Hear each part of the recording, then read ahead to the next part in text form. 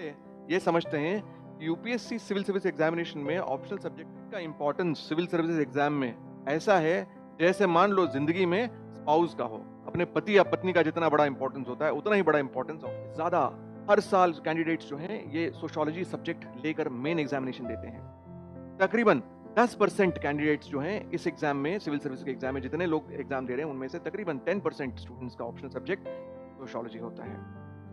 अब success ratio देखिए, तकरीबन जो फाइनल सिलेक्शन जो होती हैं उनमें से approximately 10% successful candidates optional subject जो होता है वो सोशियोलॉजी होता है।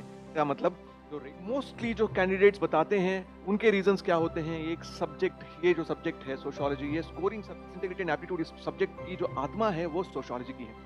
The soul of the subject is sociological. कैसे? क्योंकि जो भी क्वेश्चंस इसके अंदर आते हैं वो सारे सोसाइटी से रिलेटेड आते हैं। समाज में किस तरह से आप वैल्यूज को बढ़िया तरीके से यूज कर सकते हैं, वैल्यूज को किस तरह से लोगों के अंदर इनग्रेन कर सकते हैं, फैमिली के, कम्युनिटी के, सोसाइटी का क्या रोल होता है इन वैल्यूज को ग्रो करने में, किस तरह से इंटेग्रिटी मेंटेन करनी चाहिए, अपहोल्ड करनी चाहिए, सिविल सर्वेंट्स को अपने सोसाइटी में गवर्नेंस किस तरह का रखना चाहिए ताकि सोसाइटी का डेवलपमेंट हो सके, सोसाइटी के उन सेक्शंस का जो कि पिछड़े हैं, मार्जिनलाइज सेक्शंस हैं, डिप्राइव्ड सेक्शंस हैं, उनका भला कैसे हो सकता है। शॉर्ट सिलेबस है, बहुत जल्दी खत्म हो जाता है, तकरीबन 2, ढाई, 3 महीने के अंदर ये खत्म हो जाता है, along with some other subject, some other.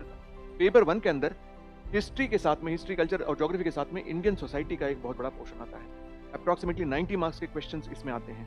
तो अगर सोशियोलॉजी आपका ऑप्शनल होता है तो आपकी तैयारी इंडियन सोसाइटी की मान लीजिए तकरीबन हो चुकी है। ऐसा कोई भी टॉपिक नहीं हो सकता है जिसका आंसर लिखने के लिए आपको अलग से तैयारी करनी पड़ेगी। DS2 के अंदर सोशल जस्टिस का जो पोर्शन है वो अगेन यहाँ से रिलेटेड है, ओवरलैप है। ओवरलैप ना सिर्फ इन दोनों पेपर्स में है बल्कि सोशियोलॉजी के पेपर के साथ में भी है।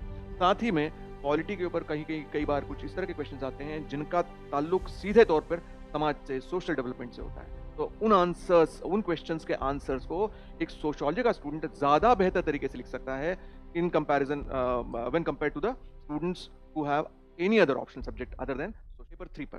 पेपर 3 को अक्सर ये कहा जाता है नहीं, ये तो साइंस एंड टेक्नोलॉजी और इकोनॉमी का जो है पेपर है। एक्चुअली प्रीलिम्स में भी और मेन एग्जामिनेशन में भी इकोनॉमिक्स का जो टॉपिक है वो प्योर इकोनॉमिक्स है ही नहीं। ये बहुत बड़ी भ्रांति है। बच्चे अक्सर इकोनॉमिक्स पढ़ने लग जाते हैं लेकिन वो समझते नहीं है कि जो फोकस है वो है सोशल एंड इकोनॉमिक डेवलपमेंट पर। तो प्रीलिम्स में तो क्लियरली लिखा हुआ है सिलेबस में सोशल एंड इकोनॉमिक डेवलपमेंट। क्या मतलब है, जो सोशो इकोनॉमिक डेवलपमेंट हो रहा है हमारे कंट्री में उसके अंदर जो भी टॉपिक्स आते हैं उन्हीं को आपको पढ़ना है। Sociology is an optional subject that can reduce your burden and boost your